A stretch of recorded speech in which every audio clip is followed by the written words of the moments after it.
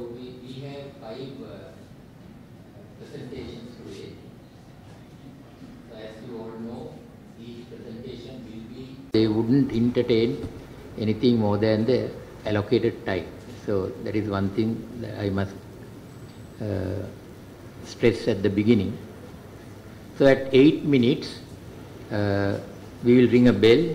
So you know that you have 2 more minutes. So you should sum up your presentation. By 10 minutes, we ring 2 bells, then you should stop at that time. Right? And then question and answer session or the discussion will be started. That is about 3 minutes. So with that note, the presentation, and you will be judged by a panel, and everyone in the audience are invited to ask questions. Don't worry, this is like just a learning session. So no one will find fault with you if you ask a question from the presenters. Okay. You want to do an introduction? Okay, sure. Start. Good morning, Midwifery Department. I cordially invite Dr. Kalhari Abhayasinghe, Head of the Department of Nursing and Midwifery, Faculty of Allied Health Sciences, to give a brief introduction to the chairperson of this session. Over to you, ma'am. Chairperson today is Professor Wijesinghe, Professor in Medicine, Faculty of Medicine, KDU. He was the former Dean as well. Professor Wijesinghe was graduated from Faculty of Medicine, University of Ruhuna, and obtained his MD degree from University of Colombo. And he completed his overseas postgraduate training in New Zealand, where he obtained the fellowship of Royal Australian College of Physicians after following advanced training in cardiology. Later, he completed his training in interventional cardiology at St. Paul's Hospital, Canada, Vancouver, where he did a fellowship in interventional cardiology. He is also a fellow of Royal College of Physicians of Edinburgh, fellow of Ceylon College of Physicians, and a fellow of the Cardiology Society of Australia and New Zealand. Professor Namal is currently contributing the higher education system in Sri Lanka as a professor of medicine in our Faculty of Medicine. He was, as I mentioned, he was also the former dean. He is maintaining a very exciting research profile with many high indexing journal articles, has been cited over 4,000 times. So it's a pleasure and honor to have you here as one of our chairpersons for the 7th time, if I remember correctly. Over to you, sir. That will move on to the first presentation today. The topic of the study is prospective surveillance of peripheral intravenous cannula site phlebitis among patients admitted to medical and surgical wards at the University Hospital KDU, Sri Lanka. The authors are IKB Ilukkumbura, PDM Fernando, KW Sumedha, UTN Seneratne, and WMID Nakkawita. The presentation will be done by KIB Ilukkumbura. Good morning everyone. My name is Kavinga Butini. I am from Department of Nursing, Faculty of Allied Health Sciences, KDU. My research topic is prospective surveillance of peripheral intravenous cannula site phlebitis among patients admitted to medical and surgical wards at University Hospital, KDU, Sri Lanka. When we come to the background, phlebitis is a common complication associated with peripheral intravenous catheters usage, and it can cause adverse outcome to the patient as well as to the hospital. A PIVC is primarily used for the therapeutic purposes such as administering medication, parenteral nutrition, colloids, and imaging studies. It is the most frequent minimally invasive procedure performed on hospitalized patients. Problem justification. About 30 to 56% of hospitalized patients experience phlebitis and infection of the tunica intima of the venous wall. During the ward work, we have observed patients with cannula site infection and phlebitis necessitating further frequent changing of PIVC, which cause patient discomfort and increase hospital cost. Only one article was available on the study of phlebitis in Sri Lanka. At Maharagama General Hospital, a study was done to identify any risk factors of patients with phlebitis.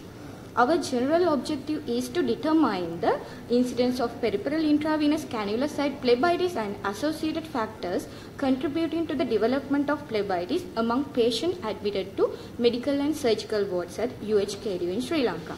Our specific objectives are to assess the incidence of peripheral IV cannula site phlebitis, to assess the severity of phlebitis according to a grading system, to explain the socio-demographic and clinical characteristic of the patient population, and to determine the association between IV cannula phlebitis and socio-demographic and clinical characteristic. Our study design is a hospital-based prospective observational study. Study area and population is all patients admitted to medical and surgical wards at the University Hospital KDU. Sample size were patients admitted to the medical and surgical wards University Hospital at UHKDU during a 3 months of period. We use a convenient sampling method. When we come to the inclusion criteria, they were patients in surgical and medical wards with a cannula, patient who gave written informed consent, and patient aged above 18 years. Exclusion criteria were patient with altered consciousness, patient with burn injuries and skin diseases, cancer patient, patient aged below 18 years, patient who have not given written consent. Our study instrument is a interviewer administered questionnaire. It is consisted 3 parts: socio-demographic characteristic, clinical characteristic, and data related to the PIVC phlebitis. It assessed the presence and severity of phlebitis using a Jackson's Visual Infusion Phlebitis Scoring System. This is the Jackson Visual Infusion Phlebitis Scoring System. It is a standard and validated scoring system. It has a 6 grade, grade 0, 1, 2, 3 and 4 and 5. When we come to the study variable, we use dependent variable as a peripheral intravenous catheter phlebitis. Independent variables are socio-demographic characteristic and clinical characteristic. We conducted a pre-test using the same structure questionnaire administered to the 10 patients in both surgical and medical wards. We use SPSS version 23 to data analysis. To identify the significant relationship between the categorical variables, descriptive statistic and Pearson chi-square tests have been used. P-values less than or equal to 0.05 were considered statistically significant. Here is our results. Overall percentage and incident rates of PIVC associated phlebitis. We observe 459 cannula within 313 patients. Total number of PIVC days are 1,890. Total number of PIVC phlebitis incidence is 211. Phlebitis percentage according to the number of cannulas is 45.97%. The incident rate of phlebitis for 1,000 PIVC days were 112. This is the frequency of PIVC phlebitis grade in total cannulation. We found more grade 1 phlebitis was 22%, then grade 2 15. This is the descriptive statistic of socio-demographic and clinical characteristic of the patient population. Mean age is 56.97, mean BMI is 24.7. Duration of hospital stay mean is 6.01. This is the results of association between PIVC phlebitis to first cannula. We found a female association between the phlebitis and the female gender. Then we found association with the phlebitis with occupation which are unemployed. Then we found association between phlebitis with duration of hospital stay more than 3 days. Then diagnosis on admission as infection disease. Then we found association between PIVC phlebitis with frequency of administering drugs or IV fluids through the cannula more than 3 times per day, size of the first cannula more than 18 gauge. Discussion: the incidence of phlebitis was 45.97% with peripheral intravenous catheters. The phlebitis rate, which ranged from 13 to 56 in prior research, was the same. The rate of phlebitis was more significant than the acceptable level set by the Infusion Nurses Society, which is 5% or less. The incident rate was 112 phlebitis per 1000 PIVC days. It was higher than the phlebitis rate in a previous study done in Spain, where the rate was 63 phlebitis per 1000 PIVC days. Regarding the severity, the most reported grade of phlebitis was grade 1, 21.6, 1.56 in accordance with Jackson Visual Infusion Phlebitis Scoring System. Other studies corroborate these findings with grade 1 and 2 phlebitis common with PIVC in place. More females were found to have phlebitis 95, 13.4, and a significant association was noted between the incidence of phlebitis and gender. Similar results from earlier research have been reported.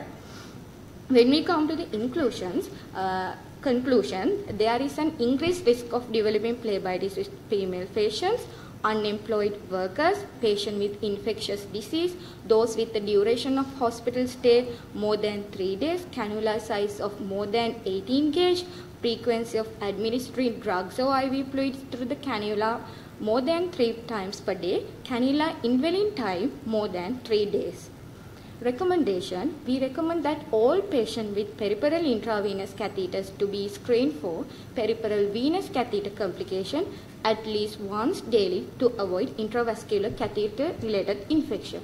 The catheter should be changed if it is still placed after more than 72 to 96 hours.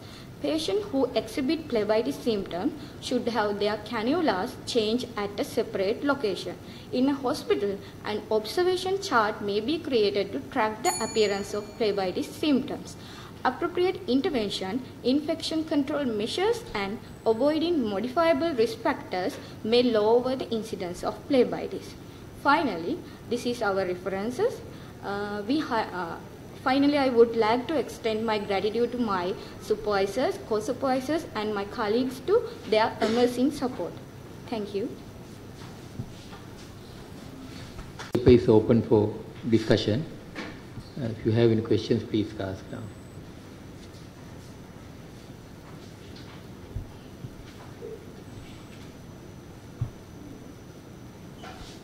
Thank you very much for your very interesting presentation. My question to you is, how did you develop checklist during your observation? That's mean questionnaire, madam? Did you prepare a checklist? Yes, madam. How did you develop it? We developed through our previous research articles. We take parts of them and we develop a questionnaire. Then we did a pre-test to validate it. Okay. During your observation, did you observe the most common cannula site? Did you observe? Back of the hand. Most frequency is higher, more higher than other sites. Forearm, foot likewise. It is back of the hand is the most. Okay. Thank you very much. One question from me. Did you calculate the sample size or you just... It is a convenient sampling method, madam. So we randomly, not randomly, we pre-decide population is selected. Okay, sample size calculation was not done, no? No. So you don't know the power of your observations. Okay. And the other thing is, now when you observe this using this Jackson VIP, who did that observation and classified according to the grades? When we observe, finally it is decided by a senior medical officer or a nursing officer to we confirm that it is whether or not a phlebitis or not. So you observed and confirmed by a medical officer. Okay, congratulations for your very nice presentation and for the study. And also you have observed that female gender and unemployed patients have associations with the infections or the Phlebitis. So is there any possible explanation for that? When we come to the female gender, they have a hormonal differences, and also their vessel architecture is more different than to the male, because their vessels, capillary vessels are smaller and hard, so it can cause mechanical irritation to the vessels. When we come to the occupation, there is no previous study prove that. So we assume that when we come to our population, there are more old patients and they are unemployed. Mostly they are at home and no work. So they obesity. So we assume that they are with their old age, fragile capillaries, and also their comorbidities, and also some. Likewise, we can cause to the Phlebitis. Okay, thank you. Thank you. Thank you very much. There is IKB Ilukkumbura. Thank you. From our own Allied Health Science faculty at KDU.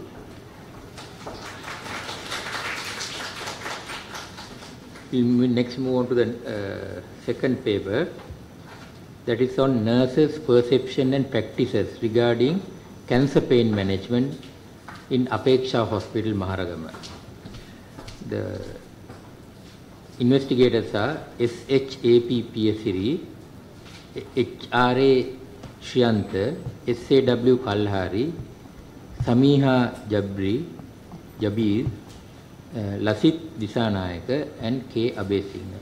All the investigators are from the Department of Nursing and Midwifery at General Surgeon Kotelawala Defence University, except K.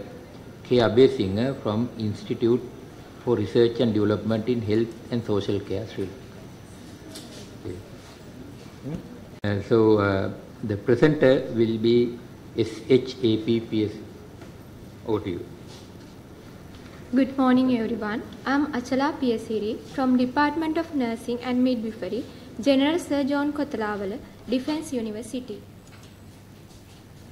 Today I am going to present my research study on nurses' perceptions and practices regarding cancer pain management in Apeksha Hospital, Maharagama. This is the outline of my presentation. Pain is one of the vital symptoms of any disease condition, including cancer, that can have a serious impact on patients' well-being. Cancer pain and its management are complex and may impact on many aspects of a patient's journey through the illness. Many studies report nurses' perceptions and practices regarding cancer pain management around the world. During our clinical placement, we noticed that the nurses in National Cancer Institute play an active and important part in managing cancer patients' pain with great difficulties, yet sometimes receive negative comments from the patients and others. Therefore, we decided to explore the nurses' views and experiences on cancer pain management. Accordingly, our specific objectives are to describe nurses' perceptions regarding cancer pain management, to examine the nursing interventions for cancer pain management currently practiced by the nurses, to investigate facilitating factors and barriers to cancer pain assessment and optimal cancer pain management. We used a descriptive cross-sectional survey as the study design.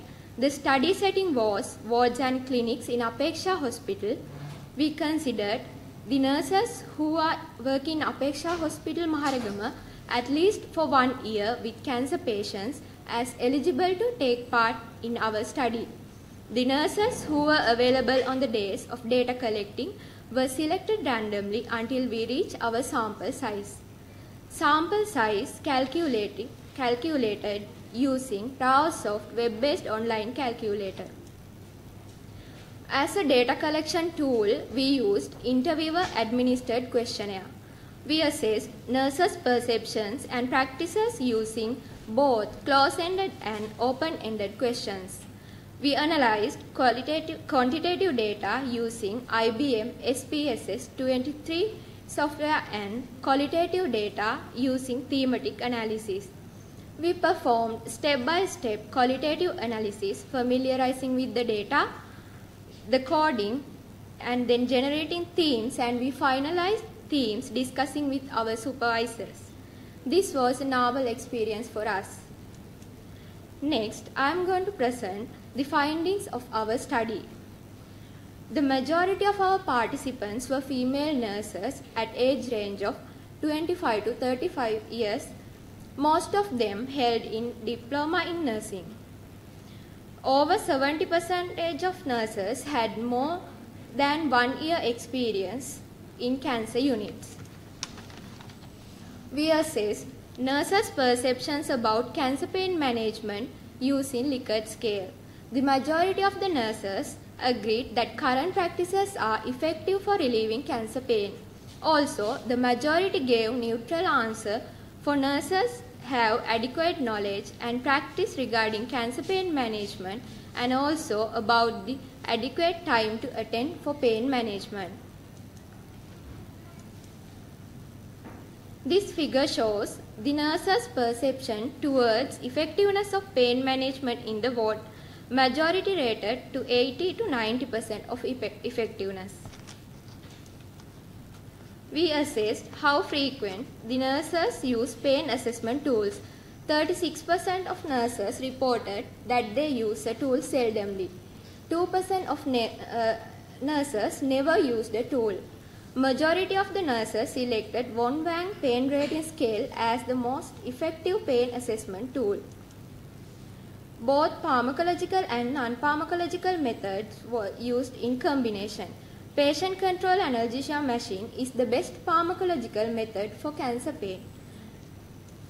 Nurses identified team working, work delegation, availability of resources, and support are the facilitating factors effective pain management. I quote some responses here.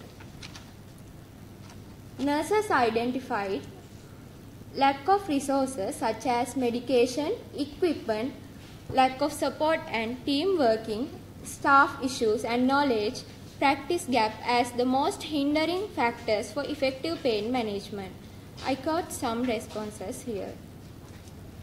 Nurses suggested that patient and family education opportunities to train and educate nurses on pain management, language proficiency will enhance their current practice and the quality of services provided by their hospital. These are our conclusions. We also added a few literature to discuss our key findings. Our study showed that current practices are quite effective for relieving cancer pain, but there is still room for improvement.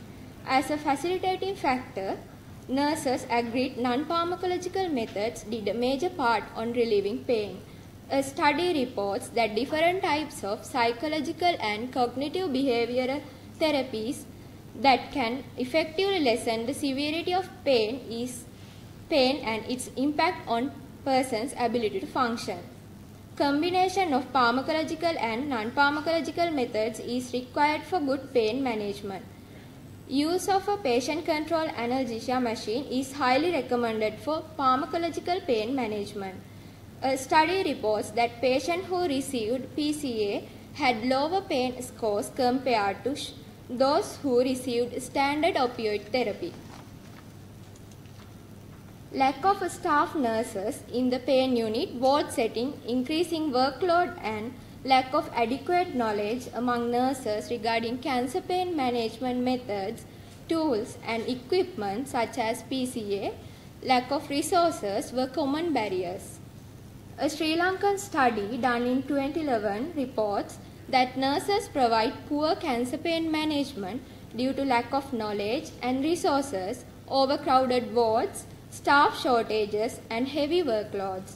According to the results of this study and our current study, it seems that there is no better progress in cancer pain management over the past 12 years. Based on our findings, we recommended to delegate pain management tasks among trained team of nurses to improve quality of care provided. to develop a 24-hour service through a dedicated pain management team or unit in the hospital, to take measures to enhance education and training opportunities for nurses.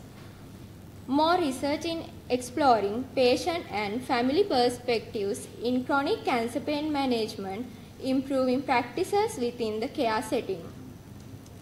These are some references that we use. I take this opportunity to thank everyone who guided and supported us in our very first research. Thank you. The paper is now open for discussion. Any questions from the audience?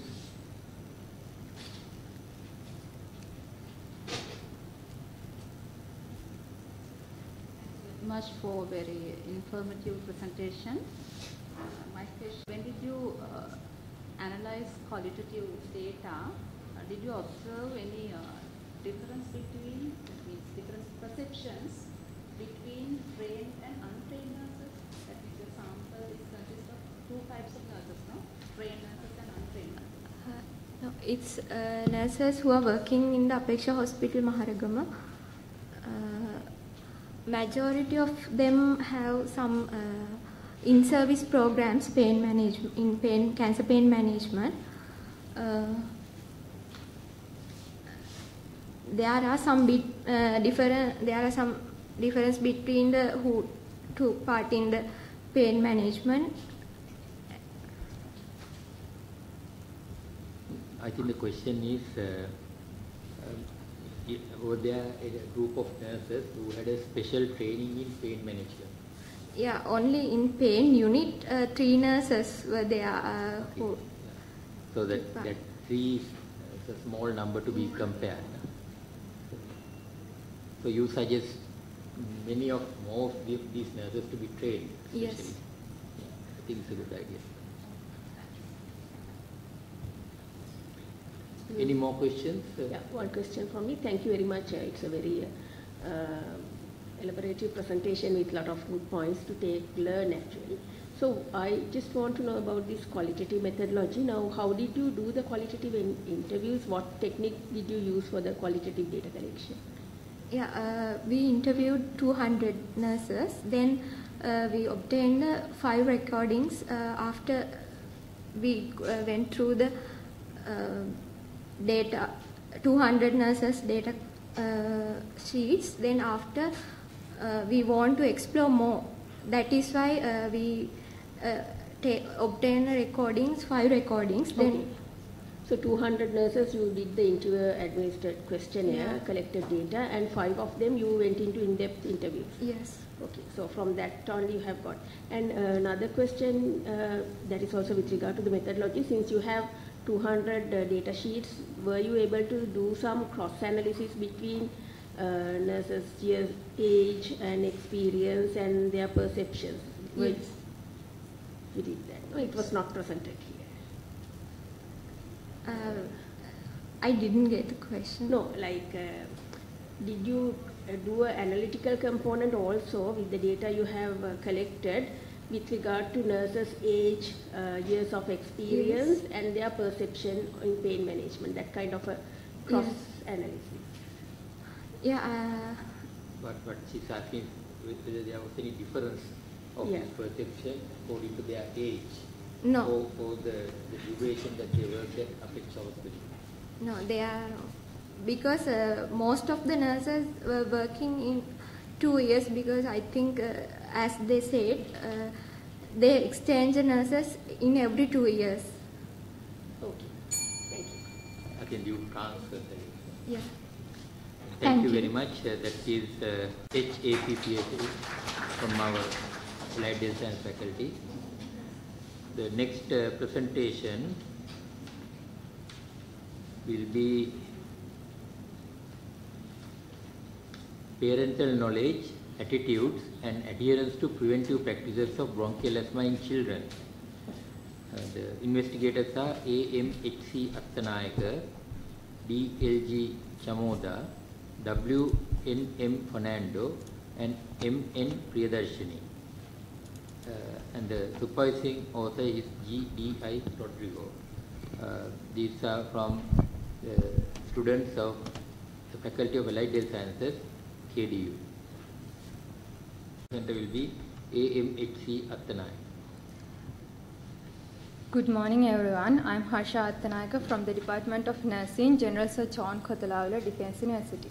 Today I am here to present our research on parental knowledge, attitude and adherence to preventive practices of bronchial asthma in children. Bronchial asthma is a complex disease with chronic airway inflammation, varying respiratory symptoms and airflow limitations. And it is a growing health problem in South Asian countries with high prevalence and the common cause of hospital admission of children in Sri Lanka. Therefore, the control is essential in pediatrics and parents play a vital role in disease management. Let's move to our general objective.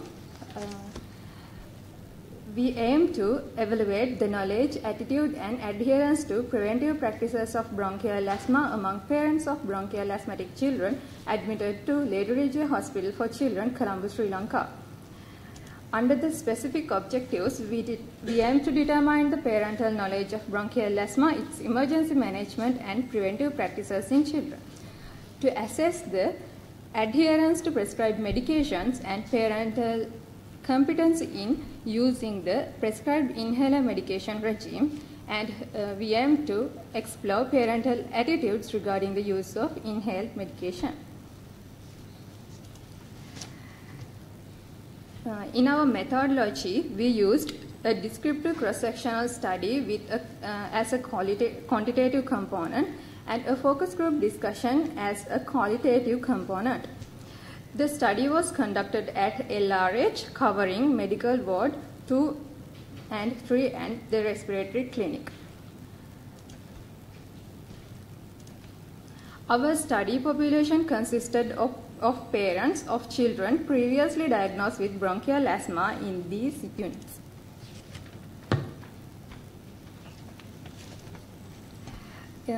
In sampling techniques and sample size, in descriptive cross-sectional study, we used convenient sampling technique as with sample size of 172. For focus group discussion, we used purposive sampling technique until the data becomes saturated and in a range of 20 to 25 of participants. As our inclusion and exclusion criteria, we select parents with children aged 0 to 12 years with the definitive diagnosis of bronchial asthma and parents who give informed written consent. As our exclusion criteria, we exclude parents who were not living in the same house with their children during the past 6 months and children who were diagnosed with other chronic illnesses. As our data collection tools, we use 3 main data collection tools: a validated interviewer-administered questionnaire with Morisky medication adherence scale, a validated observation checklist, and focus group discussions. When come to the method of data collection, we used the validated interviewer-administered questionnaire to assess socio-demographic and socio-economic characteristics of parents and their asthmatic children.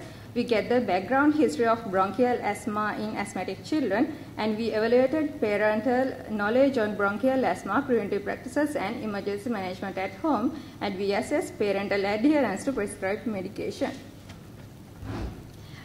During observations, we conducted using a validated observation checklist to assess competency in inhaler handling techniques and spacer handling techniques. And finally, we conducted focus group discussions to explore parental attitudes regarding the use of inhaled medication. In our study, for descriptive cross-sectional study, for descriptive cross-sectional data, we analyzed the data with descriptive statistics and using SPSS version 25 For focus group discussion, the qualitative data was analyzed using the thematic analysis method by dividing into subthemes. We obtained ethical clearance and the necessary permission from the relevant authorities. Let's move to our results. As you can see in the table, in socio-demographic data, we found that the majority of caregivers were mothers, that was 86%. Among caregivers, the largest ethnic group was Sinhala, and that was 65.7%, and the mean age of the parents and guardians was 38.4 years. In this pie chart, you can see the parental knowledge on bronchial asthma and preventive practices and emergency management. As you can see in this pie chart, we can find that majority of parents had moderate level of knowledge regarding bronchial asthma, and it was 55.2%. In this pie chart, you can see how parental knowledge on emergency management was distributed, and the knowledge of emergency management at home was at a poor level, that was 41.3%. When we considering about the preventive practices, over half of the participants demonstrated a good level of knowledge regarding preventive practices for asthma. When we assess parental adherence to prescribed medication, the Morisky medication adherence scale was explored low level of adherence to prescribed medication among parents. During our observation, we noticed parents struggle with inhaler handling techniques, that was 59.3%, while a significant number of parents demonstrated good level of spacer handling. Finally, in our result, focus group discussions, we identified 4 main themes. When considering about the parental attitudes regarding side effects of inhalers, most of them believed that inhalers were a better choice for the long-term treatment of bronchial asthma compared to oral medication. When we considering about developing an addiction to the inhalers, many parents expressed concern that their children might get addicted to inhalers. When we ask about effectiveness and efficacy of inhalers, most parents mentioned that they believe that the effectiveness and efficacy of inhalers were high. Finally, we ask about unfavorable social stigma related to inhaler use. Luckily, most parents prioritize their child's health and were not concerned about social stigma or others' opinion regarding their child's use of inhalers.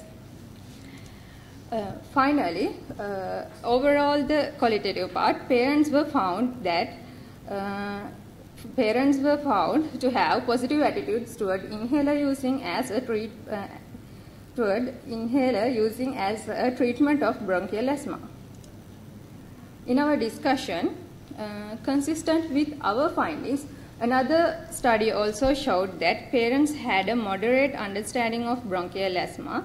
And in other countries like Turkey, many parents did adhere to the prescribed medication, which differ from our study.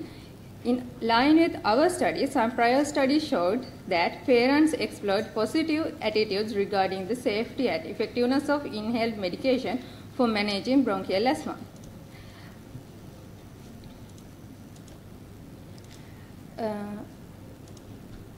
Those are our strengths. We used a qualitative and an observation. We used a questionnaire and an observation checklist that was translated and validated by using modified Delphi technique. And we used qualitative study as our to evaluate parental attitudes regarding inhaler medication for use for managing bronchial asthma. As our limitation, the current study was limited to conducting in LRH, which may limit the representativeness of other settings in Sri Lanka. As our conclusion, overall the study showed that parents have some knowledge about asthma, but they need more information, especially for handling emergencies and taking medications. Most parents are okay with using inhalers, but a few have concerns. Therefore, we recommend to complete the knowledge gap in emergency management techniques. We recommend to providing ongoing education and training to parents of asthmatic children. We recommend to include providing comprehensive understanding to parents of asthmatic children regarding bronchial asthma action plan during clinic visits and hospital discharge. To enhance inhaler handling competency, suggest to train the parents with standard guidelines during follow-up visits, and suggest to provide simple educational materials to parents regarding inhaler handling techniques during hospital discharge. Those are our references. I would like to extend my heartfelt gratitude to my supervisors and hospital staff and all the participants who were provided invaluable support during our study. Thank you. Thank you. Now the paper is open. My question is, how many focus group discussions did you conduct? 3 focus group discussions. Then what is the study tool for that means assessing and collecting qualitative data? Study instrument. We just we just ask 3 to 4 questions. What do you think? What do you think about addiction? What do you think about social stigma? What do you think about the effectiveness of medications? Just like, then we record the data and we analyzed using the thematic analysis. Just ask the questions and record it method. Means collection, qualitative data collection actually was done by you? Or yeah, madam. or group? Yeah. Same questions? Yeah. Thank you. Any other question? Anything? So as I know, the Morisky medication adherence scale is not validated into Sri Lankan context, but in the under strengths you have mentioned that you have followed the Delphi technique to validate it. Yes. So can you just explain what is the procedure you follow? We including Morisky medication adherence scale to 5 consultant and 5 doctors, including consultants in Lady Hospital and UHKDU Hospital. There is 3 rounds of Delphi to validate it. In first round, we got some comments to change according to our country to more understand to the participants.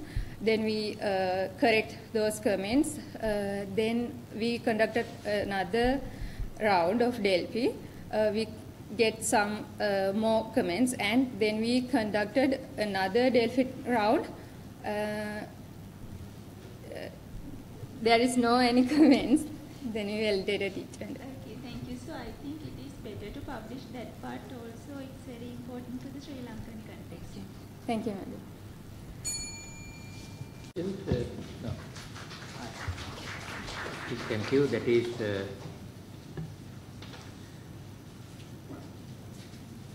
AMHC Athanayake.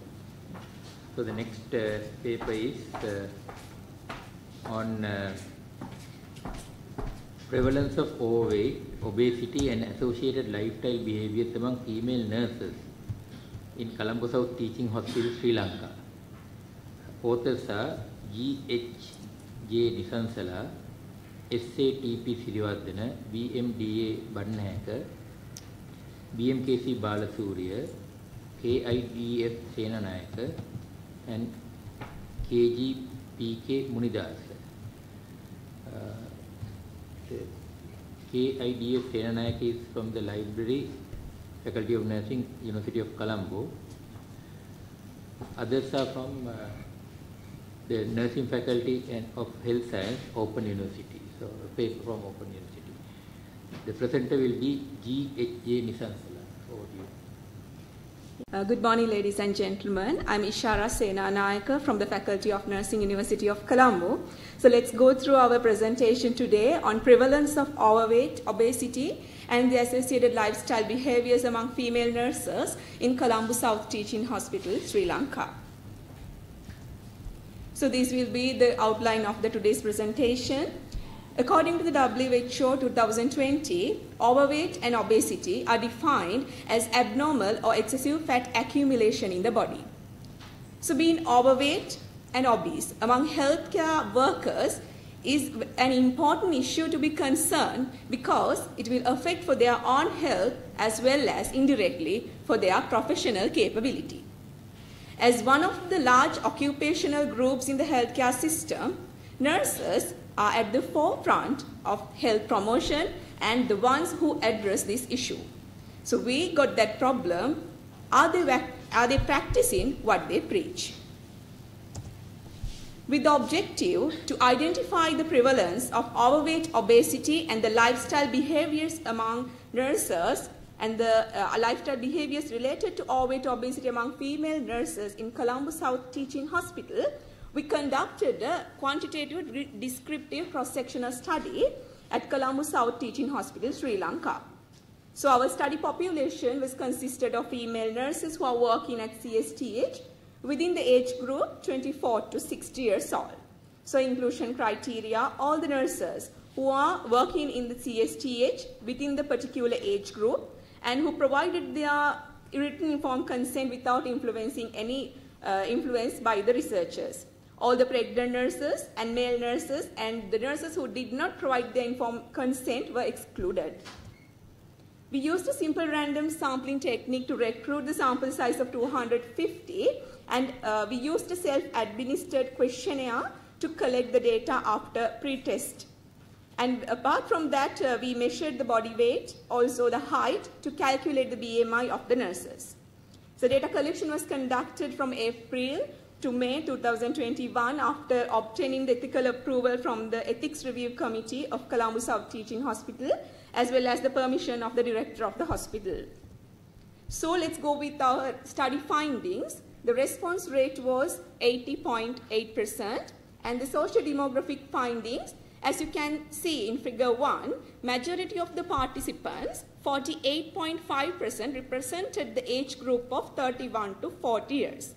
41.1% presented 24 to 30 years and 9.9% represent the age group of 41 to 50 and 0.5% above 50 years old.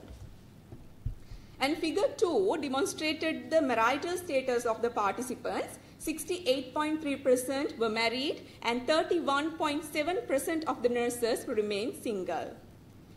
Then we calculate the BMI of the nurses after measuring their weight and height, and figure 3 demonstrated the prevalence of obesity, overweight and also the underweight of nurses.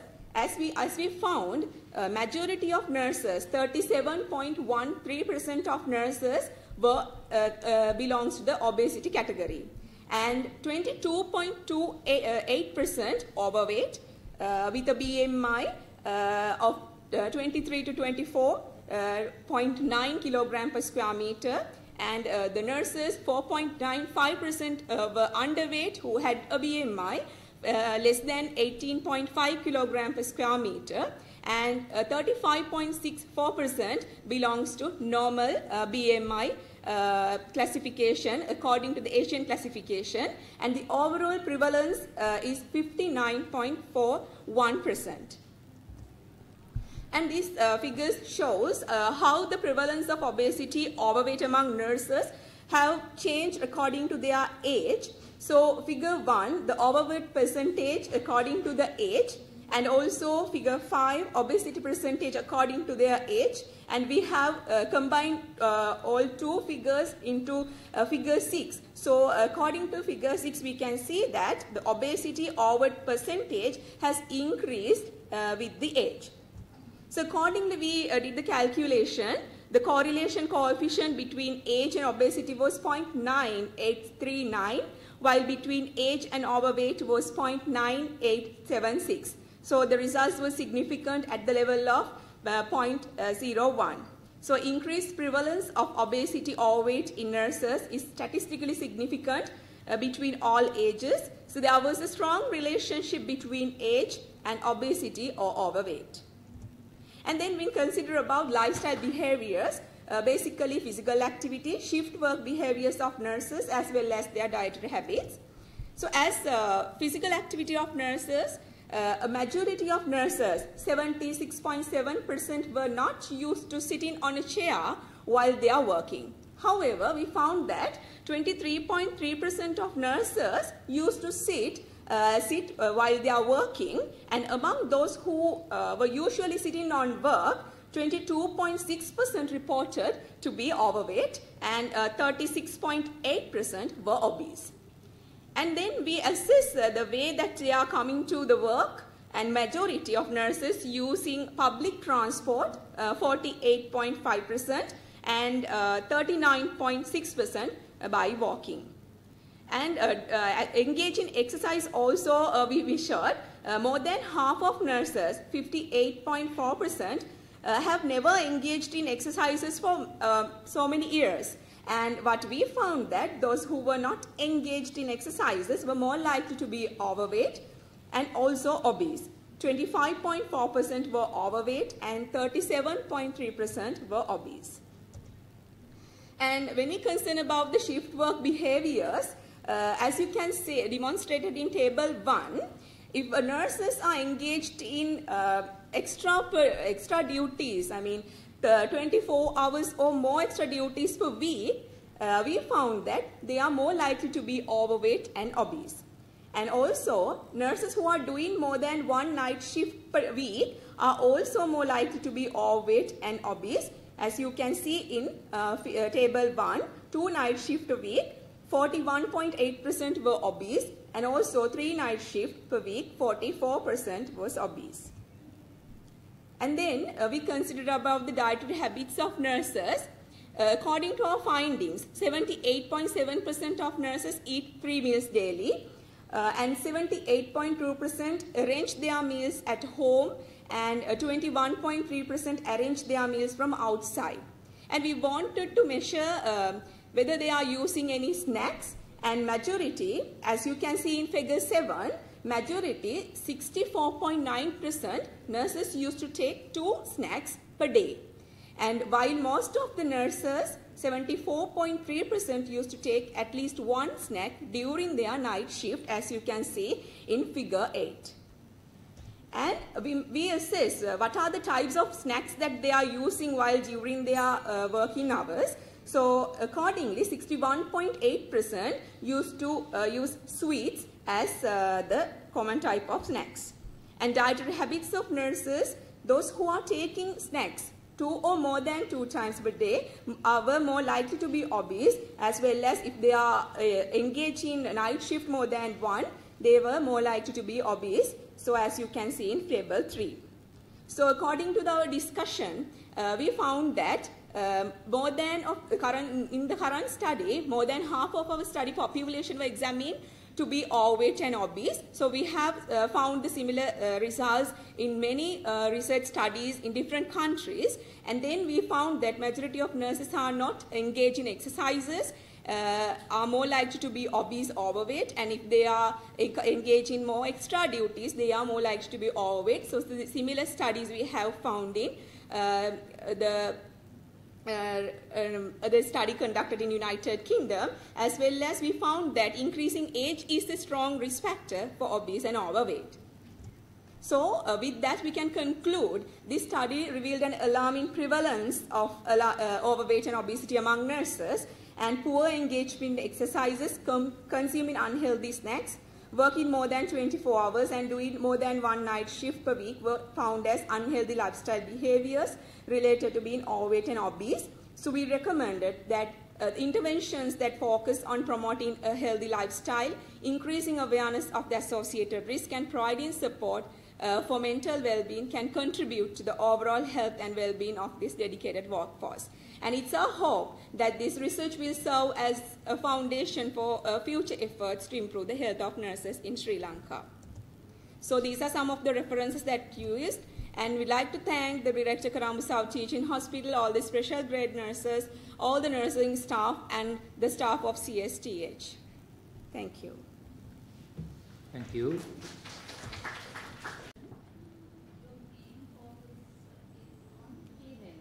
Yes. reason to exclude male nurses? Yes, madam. Actually, before conducting the research, we did a literature review, and according to our literature review, we found that in Sri Lanka, it has been conducted previously, not related to nursing actually, but they have found that prevalence of overweight is obesity is more common in female.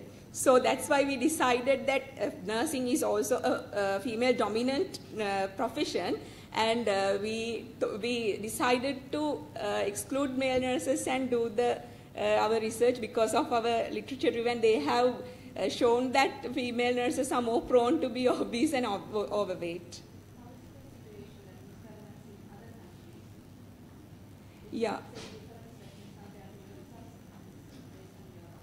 Yeah, actually we found that many equal results as well as contrast. So majority of out of the country, there are male also have presented with high overweight and obesity. But when it comes to our country, it's more prone to the female for being obesity and overweight.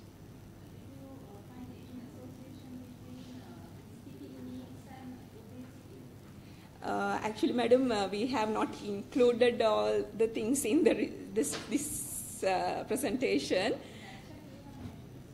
Yeah, because actually, if they are now, while I'm preparing the presentation, according to our findings, now there were more than 48.5% of nurses are skipping sometimes most of the breakfast.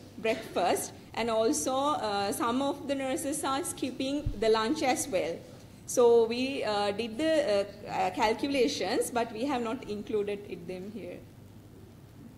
Okay, is there a question? Yeah, please go ahead. Yeah, actually, madam, we used a simple random sampling technique, and actually we collect a list of nurses who are working in the CSTH within the age group 24 to 60.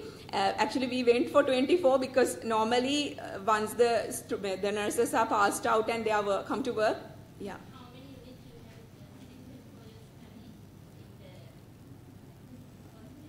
Yeah, all together we got selected and the list, and then we give a sequential number for each, and then we enter it to the random generator software and get the sample size. It was actually 236, and we rounded it to 250. Anyway, even though we use this self-administered questionnaire, only we get only 202 questionnaires back.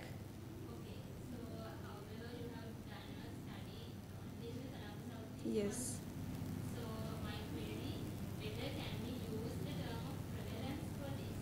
Since they have done only in the Colombo South Teaching Hospital. Yeah. So I think it should be the incidence. Okay. In one particular unit Yeah. itself, they have done the study. Yeah. To change the term as incidence. Okay. Thank you. I think I also agree with that incidence is males and females. So they are also giving advices for the people to lose weight. Okay, any more questions?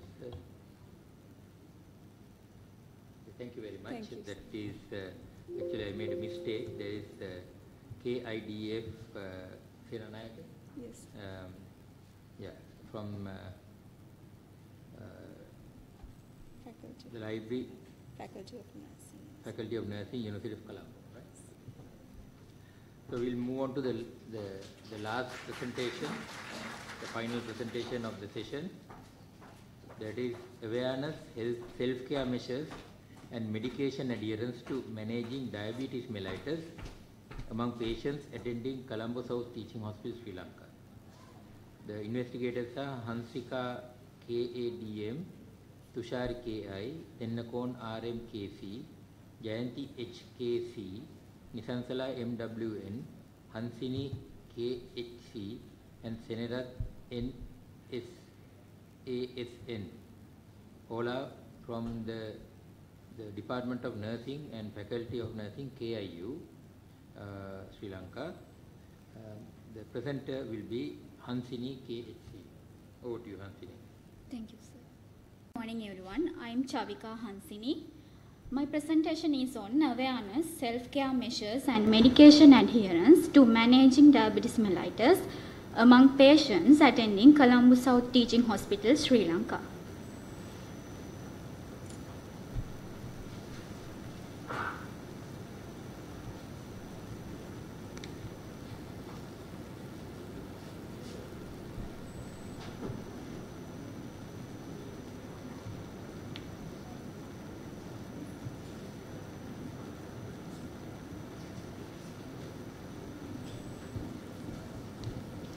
These are the diabetes mellitus. Diabetes mellitus is a global health concern that is interfere with the poor glycemic control due to carbohydrate metabolism.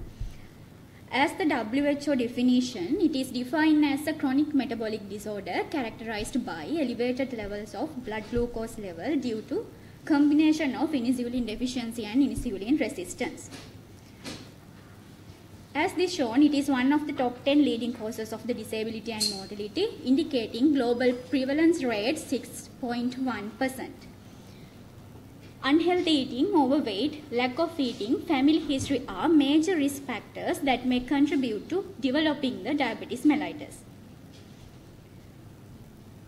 Due to the rapidly transition of economical, dietary and other lifestyle measures, making the population more vulnerable to developing diabetes mellitus.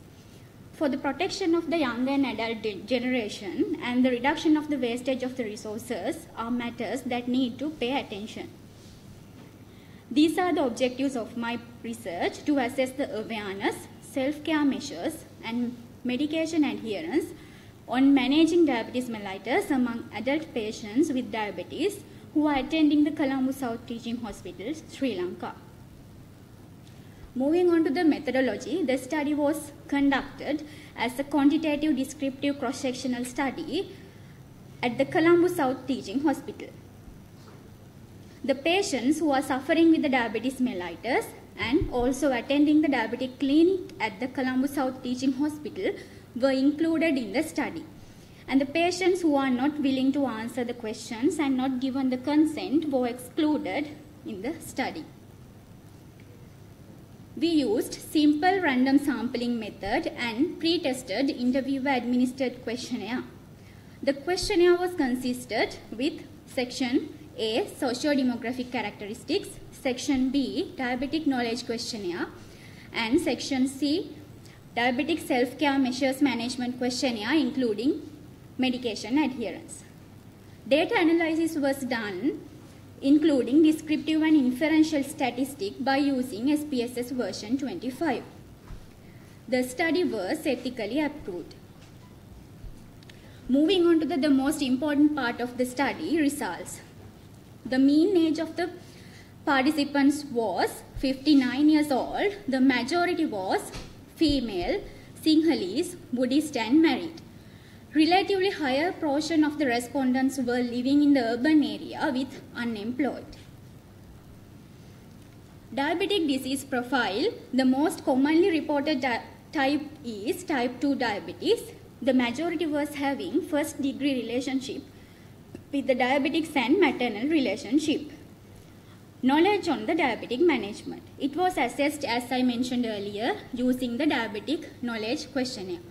It is included in 15 questions. Raw total knowledge was converted to 0 to 100 scale, and 0 to 100 scale was categorized into categorical variable. And the knowledge level exceeded above 80 was considered as the good knowledge.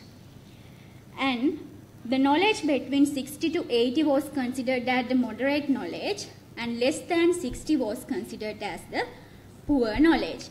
As the pie chart shown, the most of the participants had poor knowledge regarding the diabetic management.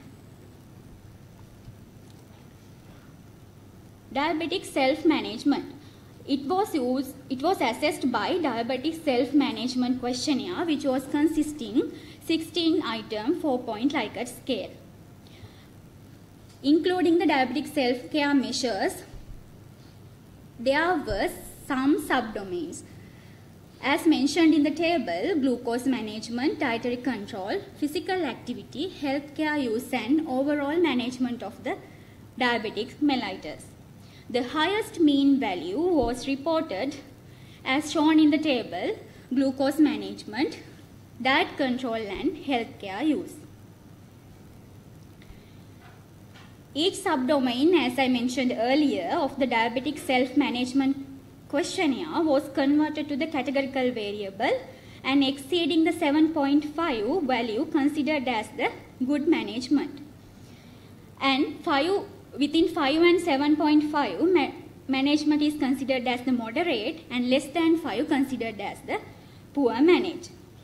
According to the good management was reported by low proportion for each domain as mentioned in this graph. Glucose management was exhibited as the 20.8%, diet control 14.8%, physical activity 13.3% and healthcare use 15.8% and overall diabetic management is 22.8. Moving on to the medication adherence against diabetes mellitus, it was assessed by using Morisky medication adherence scale. The mean value of the medication adherence was 4.8. As mentioned in the graph, most of the respondents were having low level adherence to the medication. It was 67.5%. Association with the medication adherence against diabetes mellitus to selected variables. Except the marital status and first degree relationship with the diabetics, all other selected variables were associated with the medication adherence at 95 confidence interval. Moving on to the discussion, the level of the knowledge on the diabetic management. Current study has shown poor knowledge, indicating 70.6.3% regarding the diabetes mellitus and its management. The same study conducted in the Tanzania exhibited the same results, including the poor knowledge. Overall mean score for the health literacy in this current study was 32. It was already conducted in the Palestine study. In this study, average score is 2.9. In our study, it was more than 2.9. Also, urban diabetic patients and the people who are having a family history of the diabetes mellitus have had the higher health literacy. Furthermore, for people who are attending the higher education institutions and making the highest monthly incomes, the mean score for the diabetic health literacy is greater. This finding corroborates with the study done in China. Good health literacy was substantially correlated with better household income and educational achievement. Self-care measures. Comparing to the taking anti-diabetic medications, it is more prevalent among the participants. This find corroborate the study conduct national-wide survey of the people with diabetes found that over 90% said that they always took their medicines. Only 64% said that they usually followed the dietary advice, and less than half said that they always or usually exercised. Associated factors. Current study showed that poor glycemic control associated with the inadvocate self-monitoring of the blood glucose level. A similar study from the Northern California found that correlation between adherence to the self-monitoring blood glucose level and decreased HbA1c level. In contrast to people who are self-monitor their blood glucose, patients who do not consult their healthcare professionals less frequently. In addition, even though a study conducted in Western Kenya found that there is no any connection between self-monitoring blood glucose level and glycemic control. As a conclusion, average proportion of the diabetic population have a low degree of the health literacy. Males, citadellers, patients with higher education and those with a family history found to have a high level of diabetic health literacy. Except marital status, first degree relationship, other social demographic factors were associated with the medication adherence. As this is the summary of the conclusion. As the recommendation, public awareness sessions, health education sessions, mass media need to improve. Healthcare professionals can act as a role model to managing and caring the patients with the diabetes mellitus. Further studies, pre and post-test comparative studies need to be continued using probability sampling methods, need to be continued to evaluate the non-observed area of the study field to generalize the finding to the population. These are the references. This is the acknowledgement. Thank you. Thank you. From the audience. Thank you very much for that great presentation. One question. Now, in your the scales you have used, you have got the mean values and then again categorized it into good, so bad or poor. So the categorization scores, were they given in the scales itself, or it was already given? Okay. And then another question, did you check about the multimorbidity, like the patients who had diabetes, did they have any other medical comorbid illnesses, or did you see whether there's a relationship between having just, is it purely diabetes or diabetes, hypertension, heart disease, likewise, were there any? Yes, madam, I have checked that, but in this presentation, my research study, I have divided into 3. So in this research study, I didn't include that. I have assessed whether there is a comorbidities other than having the type 2 diabetes mellitus. Okay.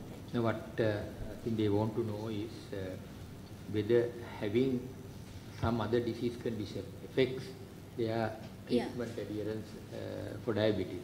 Is that what you want to say? Yes, it's shown that. One more question.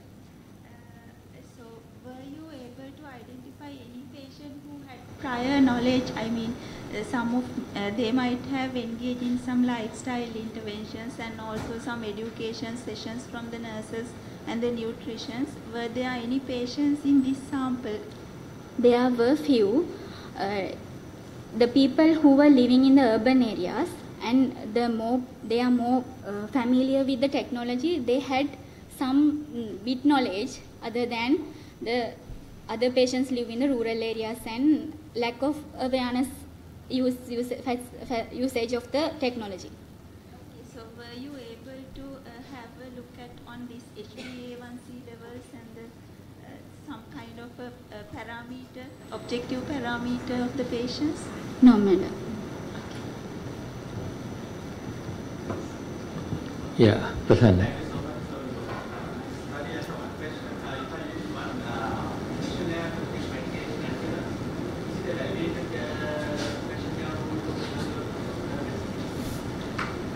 Through the Sinhala language, it was validated questionnaire. Yeah. The other 2 questionnaires, diabetic knowledge and self-care measures, we have do the content validity process by including endocrine physicians and consultant and nurses who are the experts in the field. After got the content validity index was greater than the 0.8. So we didn't do the complete continuation of the validity. We stopped. We'll come to the end of our presentations. So I must thank all the presenters for their high quality studies. Actually, I didn't have much to contribute because most of them were in very good quality, nicely conducted studies. So I must congratulate all of you for those studies. And also all of you stuck to the time. That is a very good discipline and a good discipline to develop at early stages in your career. You have already done that, so I must thank all of you for doing that.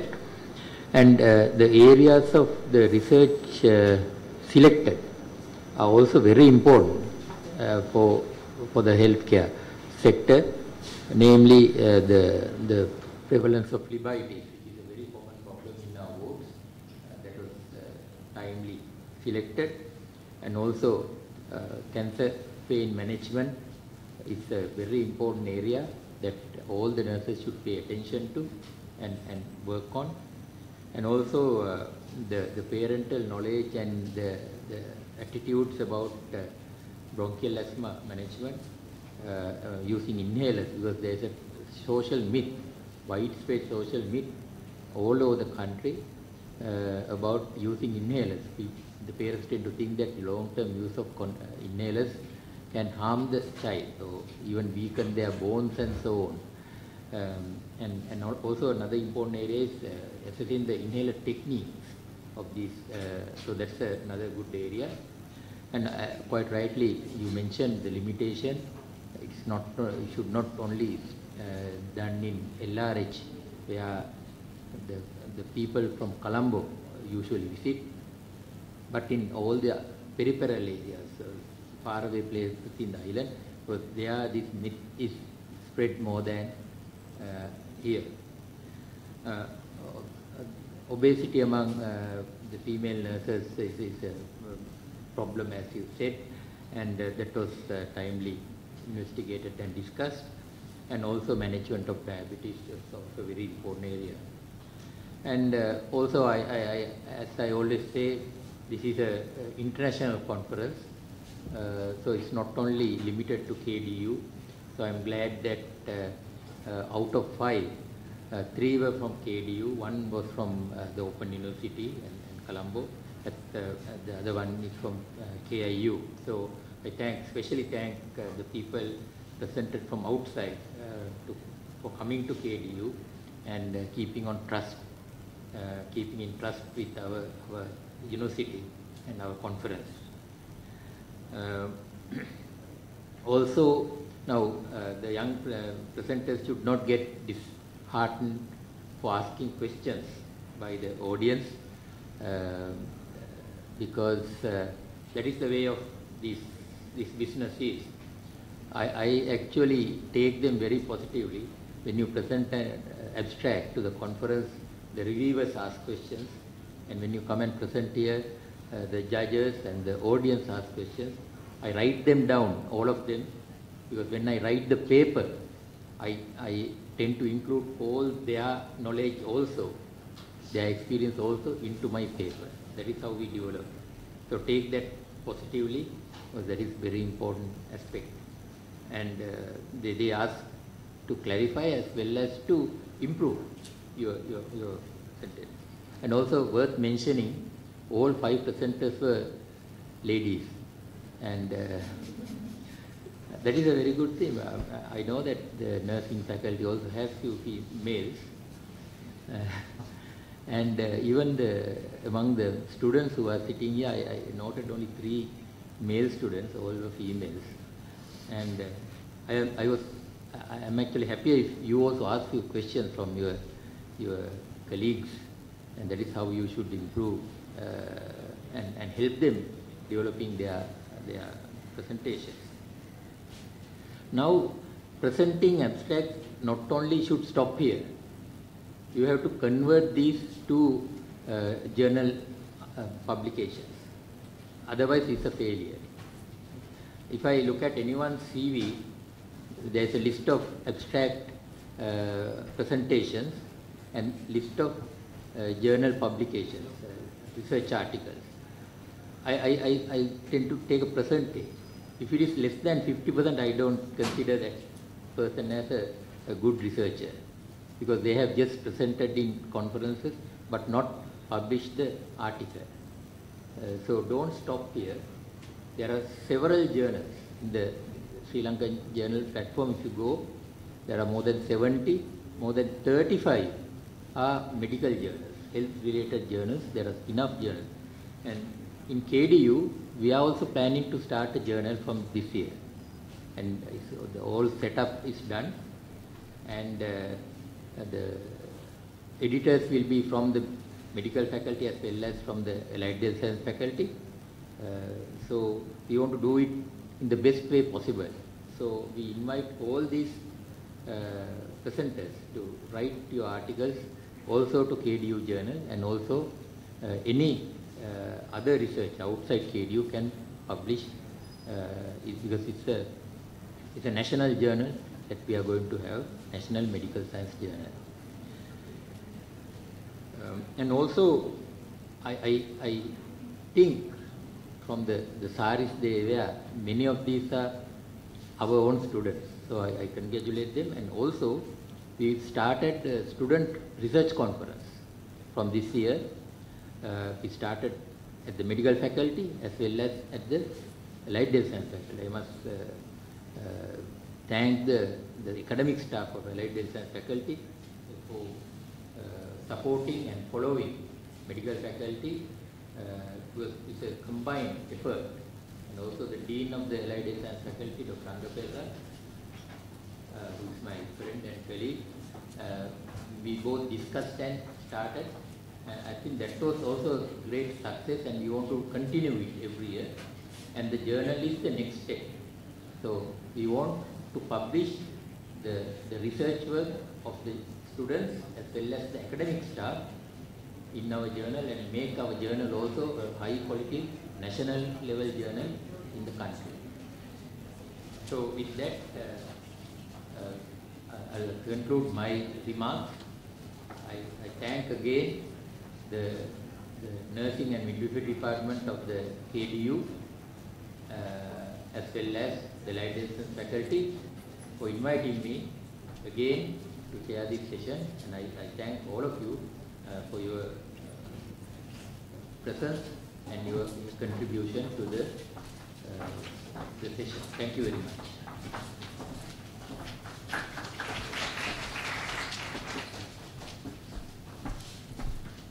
Ladies and gentlemen,